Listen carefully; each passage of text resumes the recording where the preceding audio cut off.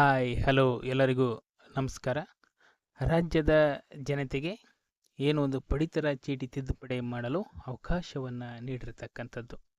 ಎಲ್ಲ ರಾಜ್ಯದ ಜನತೆಗೆ ಒಂದು ಆಹಾರ ಪಡಿತರ ಚೀಟಿ ತಿದ್ದುಪಡಿಗೆ ಅವಕಾಶವನ್ನು ನೀಡಿದ ರಾಜ್ಯ ಸರ್ಕಾರ. ಏನೆಲ್ಲ ಒಂದು ತಿದ್ದುಪಡಿಗೆ ಈ ಒಂದು ಅವಕಾಶವನ್ನು ಕಲ್ಪಿಸಲಾಗಿದೆ, ಯಾವೆಲ್ಲ ಒಂದು ದಾಖಲಾತಿಗಳು ಬೇಕು ಎಂಬುದರ ಸಂಪೂರ್ಣವಾದ ಮಾಹಿತಿಯನ್ನು ಈ ಒಂದು ವಿಡಿಯೋದಲ್ಲಿ ನಿಮಗೆ ತಿಳಿಸಿಕೊಡುತ್ತೇನೆ.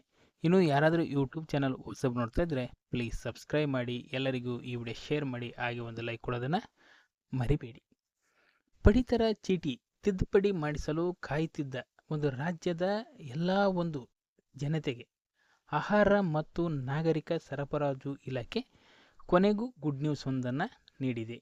ಏನು ಈ ಒಂದು ರೇಷನ್ ಕಾರ್ಡ್ ತಿದ್ದುಪಡಿಗೆ ಆನ್ಲೈನ್ ಮತ್ತು ಆಫ್ಲೈನ್ ಮೂಲಕ ಒಂದು ಅರ್ಜಿ ಸಲ್ಲಿಕೆ ಮಾಡಲು ಆರಂಭ ಮಾಡಿರತಕ್ಕಂಥದ್ದು. ಮೇ 8, 2026ರಿಂದ ಈ ಒಂದು ಅವಕಾಶವನ್ನು ಕಲ್ಪಿಸಲಾಗಿದೆ. ಎಲ್ಲಿಯವರೆಗೆ ಅಂದರೆ ದಿನಾಂಕ ಮಾರ್ಚ್ 31, 2027ರವರೆಗೆ ಈ ಒಂದು ಪಡಿತರ ಚೀಟಿಯಲ್ಲಿ ತಿದ್ದುಪಡಿ ಮಾಡಿಕೊಳ್ಳಲು ರಾಜ್ಯದ ಜನತೆಗೆ ಅವಕಾಶವನ್ನು ನೀಡಿರತಕ್ಕಂಥದ್ದು. ಏನೆಲ್ಲ ತಿದ್ದುಪಡಿ ಮಾಡಬಹುದು ಎಂಬುದನ್ನು ನೋಡೋಣ. ಹೊಸ ಸದಸ್ಯರ ಸೇರ್ಪಡೆಯನ್ನು ಮಾಡಬಹುದಾಗಿದೆ.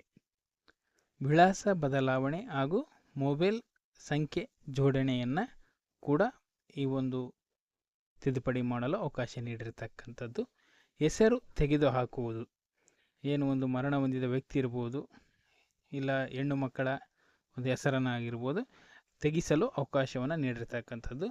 ಕುಟುಂಬದ ಮುಖ್ಯಸ್ಥರ ಬದಲಾವಣೆ ಮಾಡಲು ಕೂಡ ಅವಕಾಶವನ್ನು ಕಲ್ಪಿಸಿರ್ತಕ್ಕಂಥದ್ದು. ಮತ್ತು ಫೋಟೋ ಬದಲಾವಣೆ ಮಾಡಲು ಕೂಡ ಅವಕಾಶವನ್ನು ನೀಡಿರ್ತಕ್ಕಂಥದ್ದು. ಏನು ಸದಸ್ಯರು 6 ವರ್ಷದ ಮೇಲ್ಪಟ್ಟವರು ಇದ್ದರೆ ಅವರಿಗೆ ಜಾತಿ ಮತ್ತು ಆದಾಯ ಪ್ರಮಾಣ ಪತ್ರ ಬೇಕಾಗುತ್ತೆ, ಮಗುವಿನ ಜನನ ಪ್ರಮಾಣ ಪತ್ರ ಬೇಕಾಗುತ್ತೆ. ಇಷ್ಟೆಲ್ಲ ದಾಖಲಾತಿಗಳು ಇದ್ದರೆ ತಿದ್ದುಪಡಿಯನ್ನು ಮಾಡಿಸಬಹುದಾಗಿದೆ.